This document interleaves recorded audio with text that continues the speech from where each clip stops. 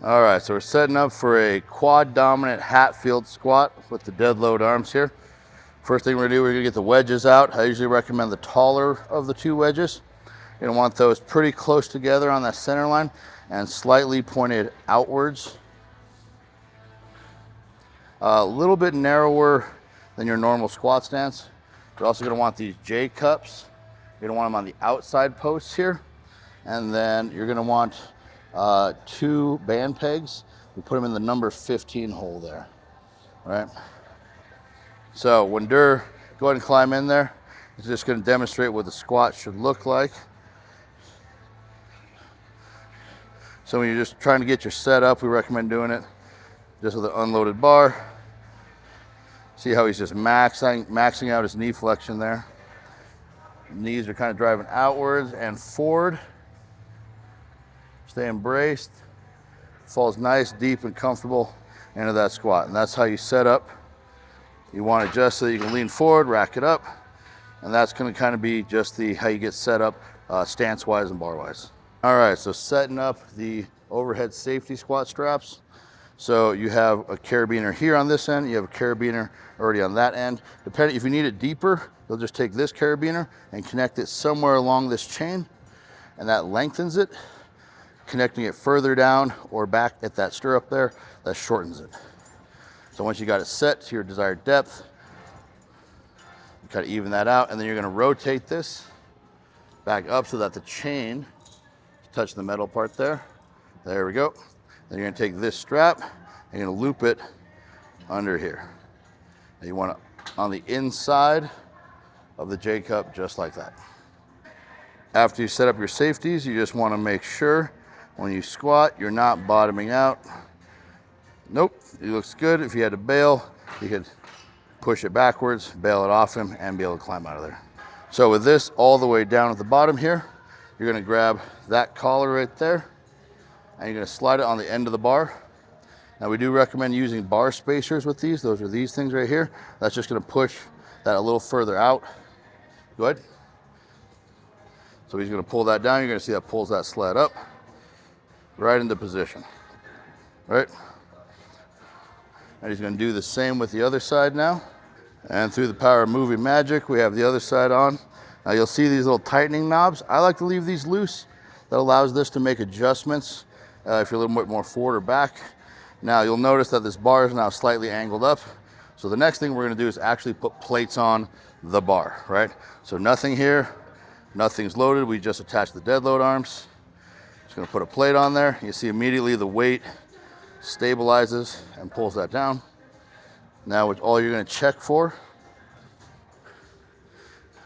over here at the dead load is you just wanna make sure that that cable is not rubbing anywhere on that pulley when it's in the position when you have it on the bar. So now with the bar loaded, we're gonna now make the adjustments and still no weight on the dead load arm. So we're gonna snap this pin into the downward position.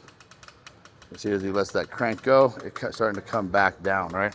That's gonna lower this arm back down. Now with a squat, usually somewhere with the carriage bottoming out somewhere around 24, 25 is where we tend to find the best results. So we'll get it to 24 there. Yep, go ahead and lock that. There we go. And he was just using this knob here. This is the lock release, right, of master control. So he's gonna adjust master control on this one too, all the way down. All right, a little more movie magic. Now we have this one at 24. We have that one at 24. And you can see where it kind of peaks just over the top of that hole. Peaks over the top of the hole, we'll call that even, right? Now this isn't the first adjustment you're gonna have to make. These cables right here and there, they're gonna settle a little bit after we add some weight to this bar, weight to the dead load arms, and we do a few reps. So you'll make some more adjustments after that. Now we're gonna load at this point our dead load arms. For a squat, we like to start with, we're in the 2-to-1 position here. So there's 1 cable, 2 cables, 2-to-1. We like to start with a 25 on each side. Remember, load these arms evenly from side to side. Okay, now it's time to test the depth on our dead load setup. Michael's gonna take the weight. Now for our Hatfield, he's gonna be grabbing onto the handles there. And then you're gonna have to set up probably a camera or have a buddy spot you on this. But he's gonna squat down and we're gonna see if where this ends right here. So we're almost at the top there, that's pretty good. Now honestly, that isn't half bad.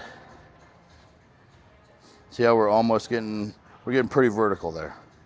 Now you can go a little bit further up, but if that feels good, if you're feeling a pretty big difference between the top of the weight and the bottom of the weight, right? So that should be getting heavier as he goes down. If you're feeling a big difference there, you can go ahead and keep that there. So I'm gonna have him rack that up. And now we're gonna check if these traveled a little bit. So as you can see, after the cable settled, we're now down to 23. And this one's slightly above 23. So now it is actually slightly uneven. So at this point, we actually make a few adjustments. So I'll just take this crank.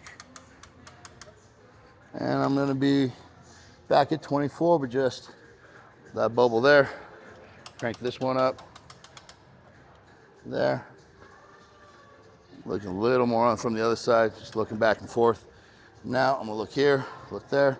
We're back even again, and we're good to go. So that'll be the second adjustment that you make. And then I'm gonna have him do another squat.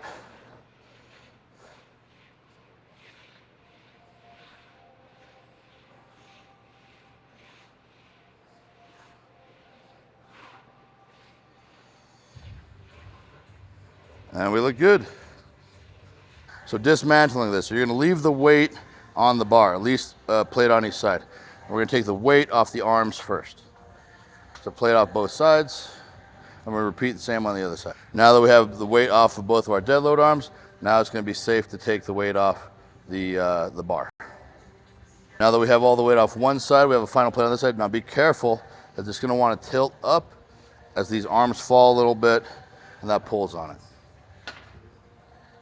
And then now, you can take, that's loosened, you can just slide that off the end, hold on the bar, just like that. Keeping a firm grip on there, just like that. And then you're gonna grab this handle here, just gonna crank till that's in its top position. And that's how it's stored.